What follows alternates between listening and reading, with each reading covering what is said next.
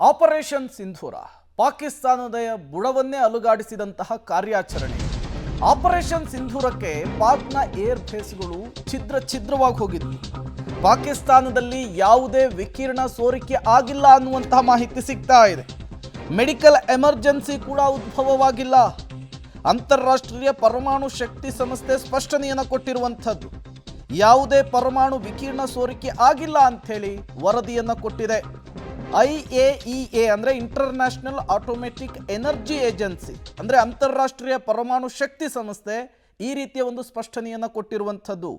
1953ರಲ್ಲಿ ಈ IAEA ಸ್ಥಾಪನೆಯಾಗಿದೆ. ಇದೊಂದು ಅಂತಾರಾಷ್ಟ್ರೀಯ ಸ್ವಾತಂತ್ರ್ಯ ಸಂಸ್ಥೆಯಾಗಿದೆ. ಇದು ಈ ಪರಮಾಣು ಶಕ್ತಿಯ ಪ್ರಯೋಗವನ್ನು ನಿಯಂತ್ರಿಸುವಂತಹ ನಿಟ್ಟಿನಲ್ಲಿ ಸ್ಟಾರ್ಟ್ ಆಗಿರುವಂತಹ ಒಂದು ಸಂಸ್ಥೆ. ಅದೇನೇ ಈಗ ಕ್ಲಾರಿಫಿಕೇಶನ್ ಅನ್ನು ಕೊಟ್ಟಿದೆ. ಪಾಕಿಸ್ತಾನದಲ್ಲಿ ಯಾವುದೇ ವಿಕಿರಣ ಸೋರಿಕೆ ಆಗಿಲ್ಲ. ಅಲ್ಲಿ ವಿಕಿರಣ ಸೋರಿಕೆ ಆಗಿದೆ ಅಂದಿದ್ದು, ಜನರ ಆರೋಗ್ಯದ ಮೇಲೆ ಪರಿಣಾಮ ಬೀರಿದೆ ಅಂದಿದ್ದು, ಅದೆಲ್ಲವೂ ಕೂಡ ಪಾಕಿಸ್ತಾನದ ಕಪೋಕಲ್ಪಿತ ಸುದ್ದಿ ಅನ್ನುವಂತಹ ವಿಚಾರ ಕೂಡ ಈಗ ಮುನ್ನೆಲೆಗೆ ಬರ್ತಾ ಇರುವಂಥದ್ದು. ಪಾಕಿಸ್ತಾನ ಈ ಪರಮಾಣು ಬಾಂಬುಗಳನ್ನು ಶೇಖರಿಸಿಟ್ಟಿರುವಂತಹ ಪಕ್ಕದ ಜಾಗದಲ್ಲಿಯೇ ಭಾರತ ಏರ್ ಸ್ಟ್ರೈಕನ್ನು ನಡೆಸಿತ್ತು ಅನ್ನುವಂತಹ ವಿಚಾರವನ್ನು ಕೂಡ ಪಾಕಿಸ್ತಾನ ಮಾಡಿತ್ತು. ಇದರಿಂದ ಪರಮಾಣು ಸೋರಿಕೆ ಆಗಿದೆ, ಅಲ್ಲಿಯ ಜನರ ಮೇಲೆ ಅದರ ಪರಿಣಾಮ ಬೀರ್ತಾ ಇದೆ ಅನ್ನುವಂತಹ ಮಾತುಗಳು ಕೂಡ ಕೇಳಿ ಬರ್ತಾ ಇತ್ತು. ಈಗ ಅದಕ್ಕೆ ಇಂಟರ್ನ್ಯಾಷನಲ್ ಆಟೋಮೆಟಿಕ್ ಎನರ್ಜಿ ಏಜೆನ್ಸಿ ಅಂದರೆ ಅಂತಾರಾಷ್ಟ್ರೀಯ ಪರಮಾಣು ಶಕ್ತಿ ಸಂಸ್ಥೆ ಕ್ಲಾರಿಫಿಕೇಶನ್ ಕೊಡುವಂತಹ ಕೆಲಸವನ್ನು ಮಾಡಿದೆ. ಯಾವುದೇ ರೀತಿಯ ವಿಕಿರಣ ಸೋರಿಕೆ ಆಗಿಲ್ಲ ಪಾಕಿಸ್ತಾನದಲ್ಲಿ.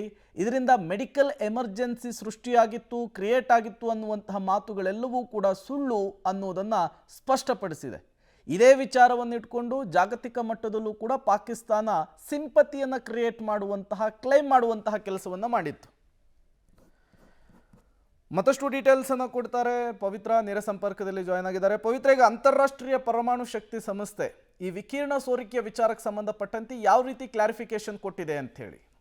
ಪ್ರೇಮ್, ಈಗ ಕಳೆದ 2-3 ದಿನಗಳಿಂದ ಇದೊಂದು ದೊಡ್ಡ ಮಟ್ಟದಲ್ಲಿ ಸುದ್ದಿ ಸಂಚಲನವನ್ನ ಮೂಡಿಸ್ತಾ ಇದೆ.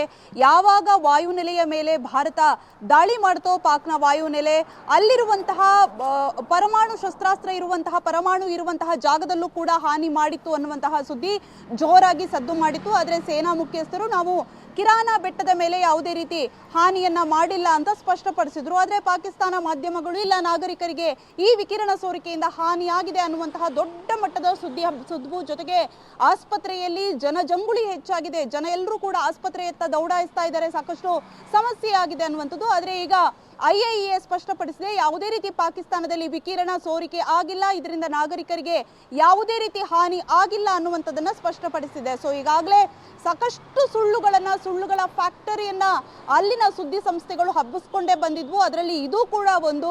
ಸೊ ಈ ರೀತಿ ಆದಾಗ ನಾಗರಿಕರಿಗೆ ಈ ರೀತಿ ಹಾನಿ ಆಗುತ್ತೆ, ಅದರಲ್ಲೂ ಕೂಡ ಅಣ್ವಸ್ತ್ರ ವಿಕಿರಣ, ಅದರಿಂದ ಎಷ್ಟು ಹಾನಿ ಆಗುತ್ತೆ ಅನ್ನುವಂಥದ್ದು ಇಡೀ ಜಗತ್ತಿಗೆ ಗೊತ್ತಿರುವಂತಹ ವಿಚಾರ. ಹಾಗಾಗಿ ಪಾಕಿಸ್ತಾನ ಪ್ರತಿ ಬಾರಿಯೂ ವಿಕ್ಟಿಮ್ ಕಾರ್ಡ್ ಪ್ಲೇ ಮಾಡೋದಲ್ಲಿ ನಿಸ್ಸೀಮ ಅವರು.